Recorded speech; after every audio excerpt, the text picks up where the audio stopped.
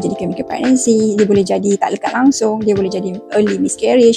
Saya pernah chemical pregnancy bulan 1, bulan 3 tak datang cari peti, apa rawatan yang perlu. Allah kita akan jumpa dengan waktu telur keluar daripada ovari, daripada kilang telur ni. Bila dia keluar sekali je dalam sebulan tu. So kita nak grab yang 1 hari tu. So, kita nak bazirkan masa. So kalau kita bazirkan masa, kita tak tahu bila dia keluar dan kita tak fokus pada masa itu, nanti dia akan hilang.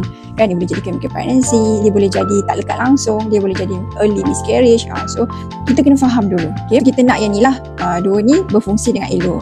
So kalau awak dah berjaya chemical pregnancy, maksudnya telur awak dah keluar, sperm datang daripada bawah ni, dia dah masuk dalam ni, dia dah bergabung, dia dah boleh masuk dalam ni.